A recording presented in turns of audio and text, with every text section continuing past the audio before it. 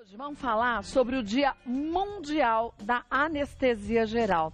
E a gente sempre tem medo, né? Quando pensa em fazer uma cirurgia, se for anestesia geral, será que eu corro riscos? A gente vai falar sobre isso hoje, a gente tem uma matéria para abrir o nosso bate-papo. Vamos ver? Olha lá.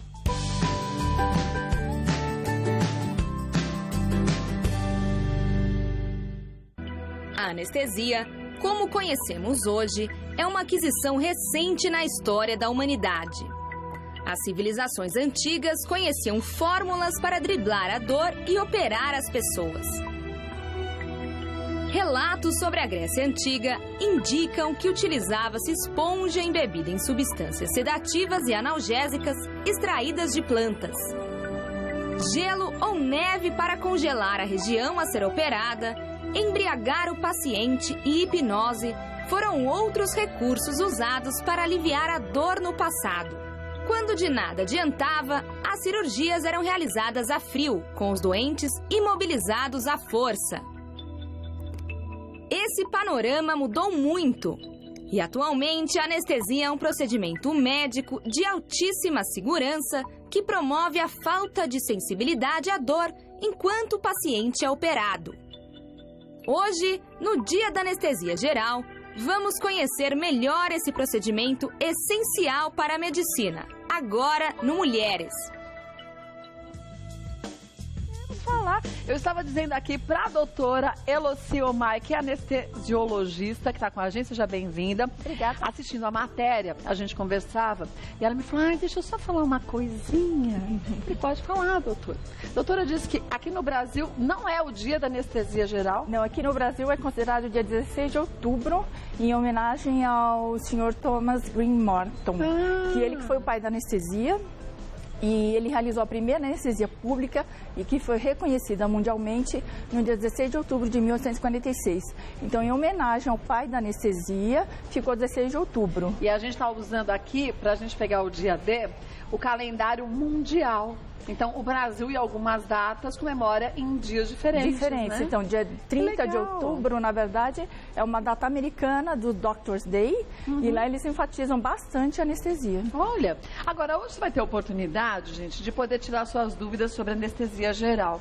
E as pessoas têm um verdadeiro pânico quando se fala numa cirurgia com anestesia geral. E por quê, doutora Luci? Isso ficou um grande mito, né? Porque, na verdade, a ciência, ela é sempre baseada em erros e acertos.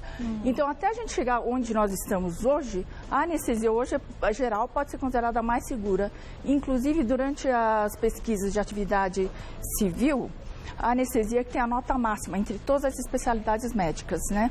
A aviação, como todo mundo conhece, é considerada a mais segura das atividades civis, com uma morte em 1 milhão de voos. E a anestesia, a gente constata hoje uma estatística de uma morte em 360 mil anestesias realizadas. Puxa. Então, a anestesia é considerada muito segura.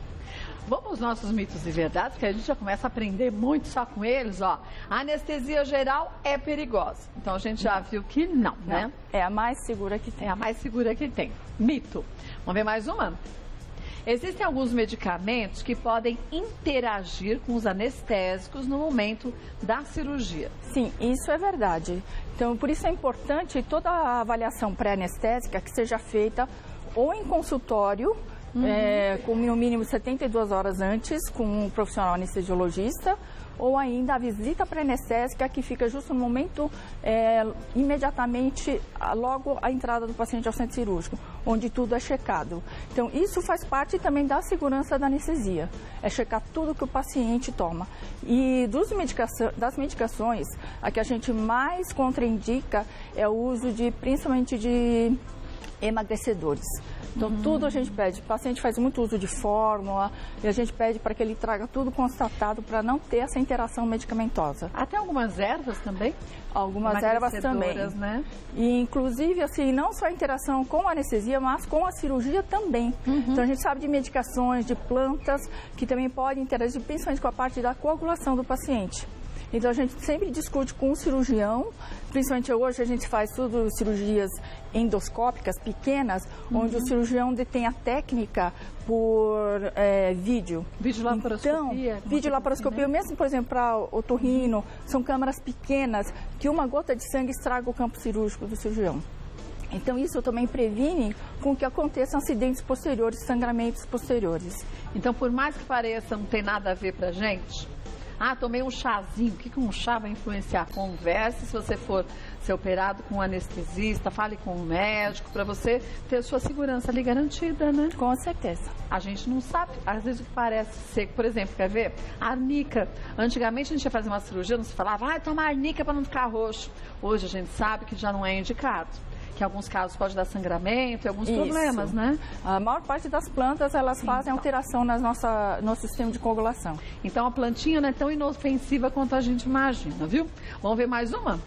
O choque anafilático decorrente da anestesia ocorre com frequência? Não, isso é muito raro. O que é o choque anafilático? Na verdade, é uma reação alérgica grave que o paciente apresenta. E ela não é quantitativa, ela é qualitativa. E mesmo eu tendo injetado uma pequena quantidade, o paciente pode responder de forma abrupta e inesperada. Então, assim, e nós não temos como prevenir. Mas a pessoa já teve, em algum outro momento, uma alergia? Ou não? Não necessariamente, porque os anestésicos em si não são de uso frequente, obviamente. Então, assim, muitas vezes a gente só sabe no momento da anestesia mesmo. Mas, por exemplo, eu fiz uma cirurgia e usei anestesia geral. Então, por exemplo, esse indicativo é um fator bom para anestesia. Se eu já pergunto ao paciente, você já foi operado alguma vez? Se ele me diz sim, foi tudo bem com a anestesia, a chance dele desenvolver é menor. Quanto mais ele me falar, na verdade, assim, a alergia, o primeiro contato às vezes pode passar despercebido, o segundo pode ser mais evidente. Mas se ele, por exemplo, falar que tem várias, já é uma tranquilidade enorme para o anestesista e para o paciente. Agora, é bom a gente sempre conversar com o médico, gente, até para, mesmo que ele muitas vezes nem pergunte, fale como você volta da anestesia. Falo isso porque quando eu fiz a operação das varizes, eu comentei com o anestesista, lá batendo papo, porque eu fui pro centro cirúrgico acordado, fui batendo papo, falei, normalmente eu acordo bem enjoada, vomito bastante. Ela falou, mas dessa vez não vai acontecer, porque não é o anestésico que a gente usa na cirurgia, é aquele remedinho que você toma antes, no pré-preparo, que talvez para você dê esse resultado. Eu fiz anestesia geral, foi ótimo, não voltei enjoada, nem vomitando, nem nada. Isso, para alguns pacientes, essa história de êmese que é o efeito colateral mais frequente durante a anestesia geral. Então, se o paciente já contar a história de náusea e vômito, nós temos todos um protocolo para combater a náusea e vômito. Então, é interessante que o paciente comente sobre o que aconteceu com ele nas experiências anteriores. Isso não quer dizer que você vai denegrir o anestesista anterior, gente, porque é um medicamento e cada corpo reage de uma forma diferente. É uma resposta individual. Vamos ver mais uma? Toda anestesia dá dor de cabeça. Não. Grande mito. Um grande mito. A gente sabe que, assim, com relação à anestesia geral, não existe correlação direta com a cefaleia. Agora, o que a gente tem constatado é quando sob a raquianestesia e você ter a famosa cefaleia pós-raque. Também hoje se usa umas agulhas muito finas, onde a incidência também é baixíssima, mas mesmo assim alguns pacientes podem apresentar. Mas não é considerada uma complicação anestésica, e sim mais um efeito colateral. Tá bom. Vamos ver mais uma? A anestesia geral tem necessidade de intubação. Na verdade, assim, é um mito, porque nem toda anestesia geral você tem a necessidade da intubação. Então, na verdade, o que é a intubação, que às vezes os pacientes ficam temerosos? Qual é a diferença básica entre a nossa anestesia geral e o nosso sono fisiológico? A diferença crucial é que durante a anestesia geral você para de respirar. Então, quem é que respira no seu lugar? É uma máquina. Como é que eu conecto você a essa máquina? Através de um tubo que passa pela boca, vai atrás da garganta e ele se encaixa na traqueia. A outra extremidade é que eu conecto a máquina.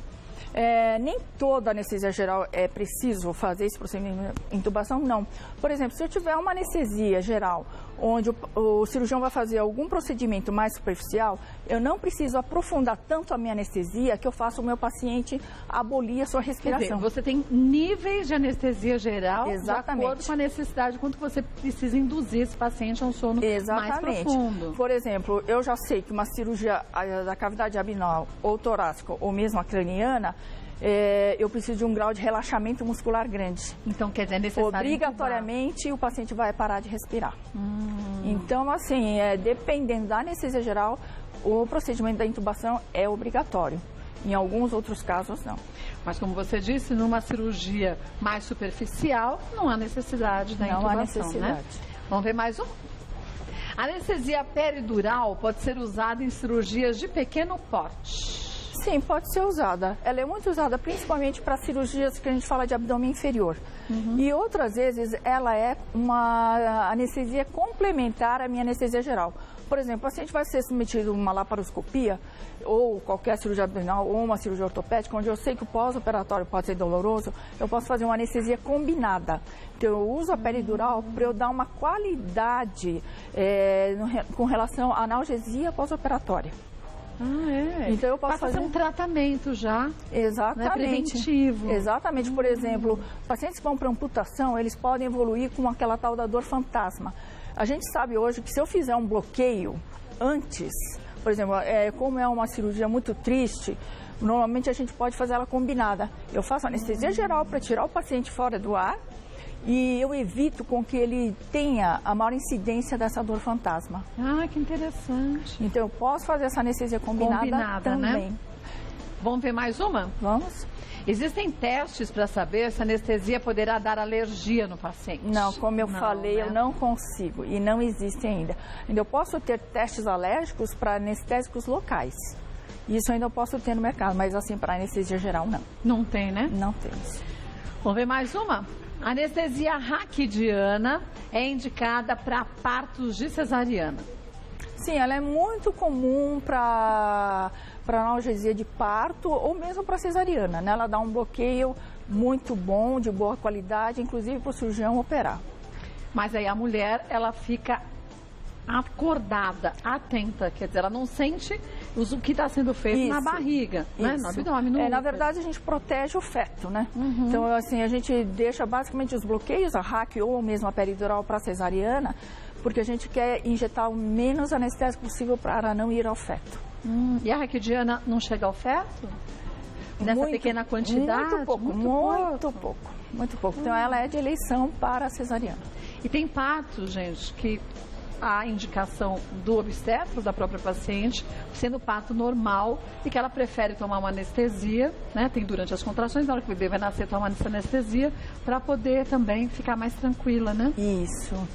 Hoje a gente, desde que a anestesia começou no século retrasado, a gente já está praticamente na terceira fase, né? A primeira fase era tirar o paciente vivo da mesa. Essa era a preocupação do anestesiologista. Era o objetivo, né? Eu já sou da segunda fase, que eu peguei, é da segurança ao paciente. Então, a ciência caminhou junto para que a gente monitorizasse muito bem o paciente. E hoje a gente está na terceira fase. Praticamente a gente superou a fase de segurança e hoje a gente foca em dar qualidade de anestesia para o paciente. Né? Então, eu quero que ele acorde bem, que ele sinta uma dor mínima, uma dor tolerável. Então, é para isso que está caminhando a anestesia, dar qualidade ao paciente. E do estágio 2 por 3, quantos anos se passou? Muito pouco, né? 15 anos. A gente fez uma evolução assim, abrupta. Gente. Então, a medicina, graças a Deus, ela cresce rapidamente. Então, o que talvez você tenha sentido há 20 anos atrás, agora você não vai sentir mais. Os tratamentos que eram indicados há 5 anos atrás, muitos hoje já se superaram. Existem outros muito melhores, né? Não, Kátia, foi até interessante você tocar no assunto de Deus, porque a anestesia já era bíblica, né? A parte do Gênesis, quando Deus foi criar a Eva, dizem, né, nas escrituras, que ele soprou no rosto de Adão e ele adormeceu. E aí ele retirou a costela de Adão. Então a gente fala que a anestesia já era algo esperada, né? E a primeira anestesia quem fez foi Deus. Sabe Deus, daqui a pouco a gente não vai ter ela também, né? Tão leve quanto foi para Adão, para todo mundo, Exatamente. Né? E acho que a medicina tem caminhado justamente a isso, né? Temos caminhado para isso. Vamos ver as dúvidas que surgiram. A Larissa O que devemos comer antes da cirurgia? É preciso ficar quanto tempo em jejum? Na verdade, Larissa, o jejum para adulto é 8 horas de jejum absoluto. Nem tomar sem água, água, sem chupabá, sem chiclete, sem nada, tá? E esse jejum varia conforme a idade do paciente. Por exemplo, bebês, eles têm o trato gastrointestinal mais acelerado, em torno de 3 horas é o jejum. E 8 horas antes do jejum, se é isso que você quer saber a respeito do que você pode comer, a gente pede para fazer uma dieta leve, né? Vai comer uma feijoada, né? É. Porque a digestão é lenta de uma feijoada, né? Então, 8 horas para quem tem o seu trato gastrointestinal normal são suficientes para ir para anestesia geral. Tem gente que toma remédio. Mas eu tenho que tomar o remédio logo cedo, depois eu fazer uma cirurgia. E algumas cirurgias depois são canceladas em função disso também? Não, a gente pede para não suspender nenhuma medicação de uso contínuo. A não ser para algumas cirurgias, por exemplo, o diabético que faz uso de hipoglicemia antioral, a gente pede para não tomar no dia da cirurgia. Por quê? Porque ele estará em jejum. Então, ele pode fazer uma hipoglicemia em função de que ele tomou a medicação para baixar a glicemia dele e não está alimentado. Tá. E, de resto, antihipertensivos, hormônios tiroidianos, ele vai tomar o comprimido com 50 ml de água. Pouquinha água. Pouquinha água.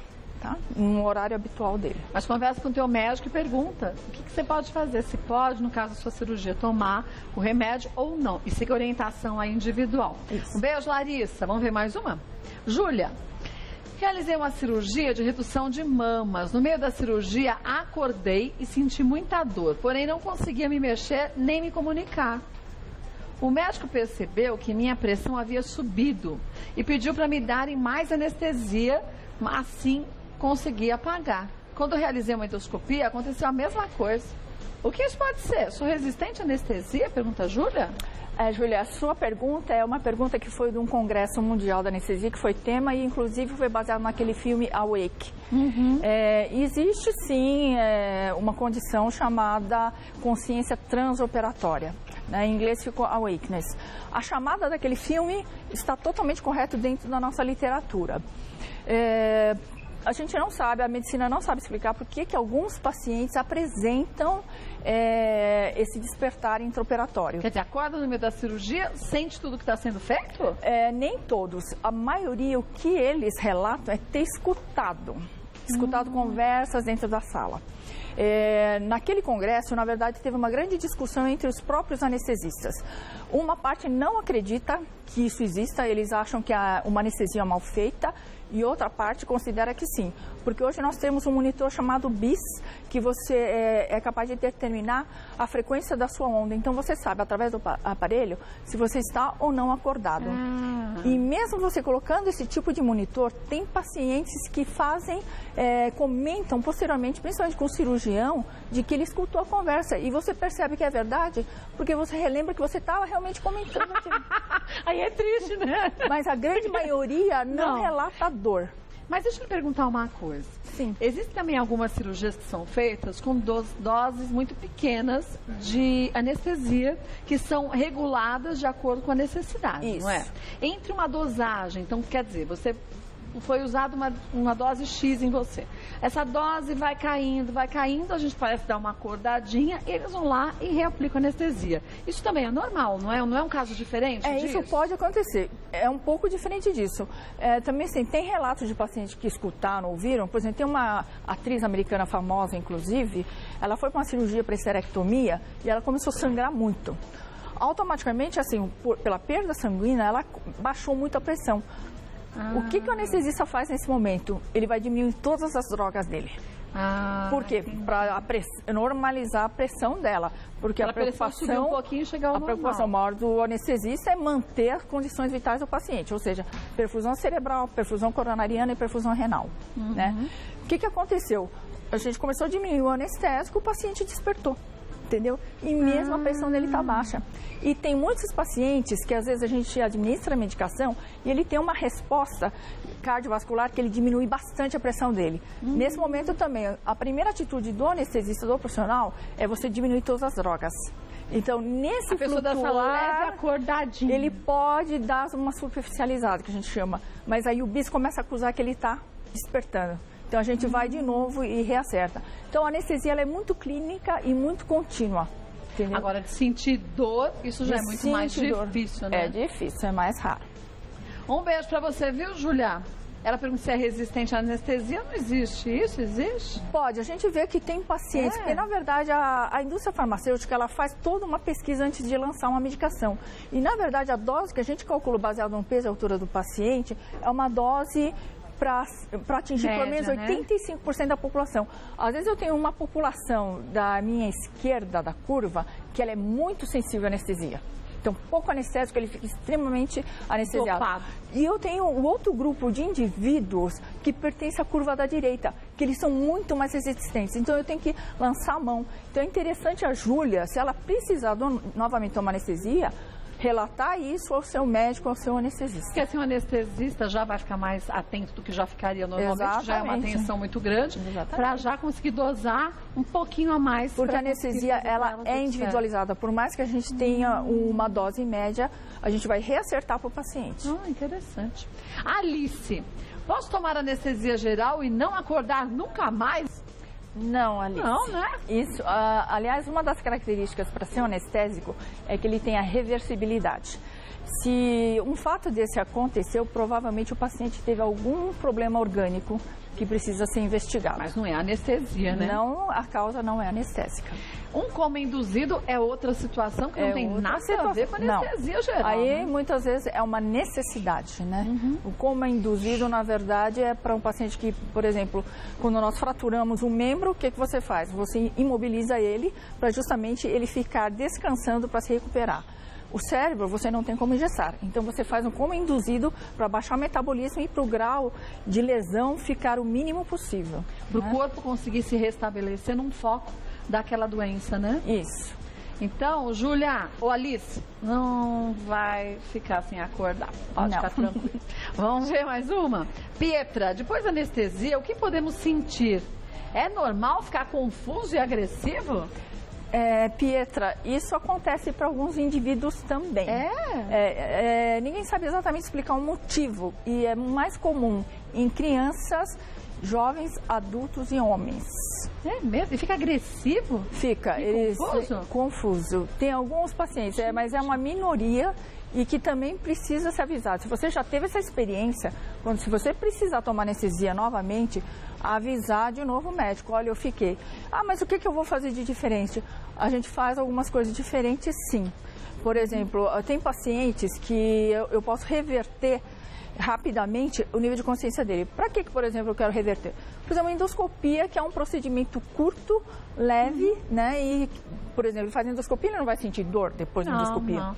E muitas vezes eu tenho um exame encaixado um atrás do outro. Então, às vezes, eu posso querer reverter uma das substâncias que eu fiz você fazer dormir e que você, particularmente, é muito sensível àquela droga, principalmente o midazolam, que a gente fala, o famoso Dormonide.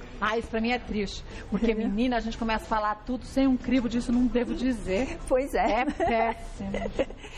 Então, aí eu posso querer reverter. E nessa reversão, às vezes o paciente pode acordar mais confuso, mas é temporário também e o paciente recobra, volta tudo ao normal. Depois você só se arrepende com algumas coisas, você lembra do que você disse, porque eu lembro do que eu disse. E aí é péssimo, porque a gente não pode voltar atrás. Um beijo, Pietra. Fernanda, a anestesia que tomamos no consultório do dentista é diferente das outras anestesias? Na verdade, o anestésico em si, aquela infiltração que o dentista faz, não é muito diferente dos anestésicos que a gente usa, por exemplo, para fazer uma infiltração, né, você vai tirar uma verruga, ou mesmo na peridural ou na RAC. Agora, eu não sei se você, Fernanda, está querendo dizer, por exemplo, que eu sei que vários dentistas hoje, inclusive aqui no Brasil, em quase toda a totalidade na Europa e nos Estados Unidos, é aquela tal do óxido nitroso que eles estão fazendo em consultório. Então o paciente, ele dá uma desfocada, ele dá uma relaxada, mas o dentista, ele aplica sim um anestésico local, que é a mesma droga. Mas essa droga que deixa a pessoa meio fora de sintonia pode trazer algum malefício? Não, na verdade assim, é o primeiro anestésico Um dos primeiros que surgiram e que até hoje se mantém. Mas não precisa ser feito no centro cirúrgico para dar mais segurança? O dentista que faz a utilização disso, ele tem que ter todas as normas da vigilância sanitária, né? Por isso é então bom ele você tem checar. que ter monitorização, entendeu? Então. Tem que ser um consultório preparado para isso. Não é qualquer sala de dentista que está habilitada a esse E o procedimento. dentista também tem que estar habilitado. Eles fazem cursos específicos para isso aqui no Brasil. Então não tem que ter vergonha de sair perguntando pro dentista também não, viu? Ah, o senhor faz esse procedimento? Eu vou dormir? Tá, então deixa eu ver sua qualificação para isso. A gente às vezes tem umas vergonhas bobas e quando a gente coloca a vida da gente na mão de outra pessoa, a gente tem mais que perguntar e ter toda a segurança, não é? Isso. Porque existem, a gente sabe, existem fantásticos médicos, fantásticos dentistas, mas como em todas as profissões, existem alguns, né, não tão fantásticos assim. Então pergunte. Um beijo pra você, viu, Fernanda? Olha, hoje a doutora Eloci Omai, que é anestesiologista, deu uma verdadeira aula pra gente. Agora a gente não tem mais medo de anestesia de jeito nenhum. E nem medo, isso não pode passar pela sua cabeça, de deixar de contar qualquer coisa para o médico e para o anestesista. É isso que pode fazer a diferença entre a gente ter uma anestesia e uma cirurgia tranquila ou não, né, doutora? Com certeza. Olha, eu vou passar para vocês aqui o contato da doutora Eloci, ela é lá do Hospital Paulista, é o www.hospitalpaulista.com.br. A doutora Eloci retorna a mulheres para a gente esclarecer outras dúvidas que você tenha. Aproveite e mande sugestões. Obrigada, doutora. Obrigada. Adorei. Obrigada. Gente, que simpatia. Virei uma expert em anestesia.